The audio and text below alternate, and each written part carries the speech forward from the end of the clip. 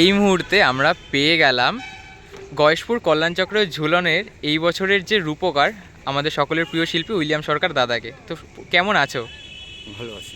আর সবাই তোমাকে কম বেশি চেনে দুর্গাপুজোর শিল্পী হিসেবে। তো এই প্রথম, এর আগেও তুমি আমাদের এই কল্যাণচক্রে ঝুলনে মণ্ডপসজ্জা করেছো।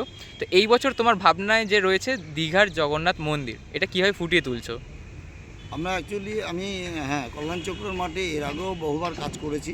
দীর্ঘ মাঝখানে খুব কাজের চাপের জন্য এরা কল্যাণচক্র ক্লাব আমাকে ডেকেছে, কিন্তু আমি সময় দিতে পারিনি। এবার রাজু ভাই খুব করে ধরেছে যে আমাদের এবার মণ্ডপটা করতেই হবে। তো যাই হোক, অতি ব্যস্ততার সঙ্গেও আমার দুর্গাপুজোর বহু চাপ, তা সত্ত্বেও আমাকে রাজু ভাইয়ের কথা ফেলতে পারলাম না, আমাকে কাজটা করতে হচ্ছে। যদিও কাজটা খুব ভালো মন্দির, সদ্য দীঘাতে যে আমরা জগন্নাথ যে মন্দিরটি উদ্বোধন হলো, সেই মন্দিরটিরই আমরা দুটো পার্ট করছি, দুটো মন্দির করছি, বড়টা এবং তার সামনেরটা। আশা রাখছি এই মন্দিরটি সব প্রেমীদের কাছে, ঝুলন উৎসব প্রেমীদের কাছে খুব ভালো লাগবে, সেটা একদম বিশ্বাস করা যাচ্ছে।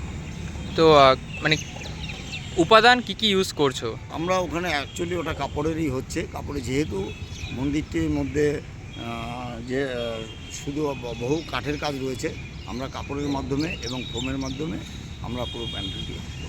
আলোকসজ্জার কীরকম হবে? আলোকসজ্জা দারুণ হবে। আলোকসজ্জাটা নিয়ে ডিসকাস চলছে। আশা রাখছি 2-4 দিনের মধ্যে আলোকসজ্জাটা পুরোপুরি বলতে পারবো। আর আপনি বললেন যে দুটো অংশ, মানে মন্দিরের ছোট এবং বড়টা হচ্ছে, এবং মাঝখানে তো ওরা প্রত্যেক বছর একটা বেশ হাঁটার একটা স্থান রাখেন, যে মানে একটা ডিস্টেন্স রাখে, সেই জায়গাটা আপনি কীভাবে সাজিয়ে তুলছেন? সেটা দেখুন, সম্পূর্ণ এটা কমিটির স্কেচ এবং আমিও তার সঙ্গে সঙ্গী হয়েছিলাম। সেটা আমরা এন্ট্রি থাকছে, এন্ট্রি থেকে রাধাকৃষ্ণের যেসব আমাদের লীলা লীলাগুলো থাকবে, যে লীলা যে ফুটিয়ে ওঠে, সেগুলো সব আমরা পরপর এন্ট্রি এমনভাবে করা আছে যেটা সব দেখতে দেখতে গিয়ে লাস্ট রাধাকৃষ্ণের কাছে যাবে। রাধাকৃষ্ণের যে সিন ওটা আলাদা ঘরে ঢুকবে, সেখানে দেখে তারপরে এক্সিট করবে। আচ্ছা, তো দর্শনার্থীরা এখানে কীভাবে আসবে? কাঁচরাপাড়া বাই ট্রেনে হলে কাঁচরাপাড়া স্টেশনে নামবে। কাঁচরাপাড়া স্টেশন থেকে 2-4 মিনিট 5 মিনিটের রাস্তা।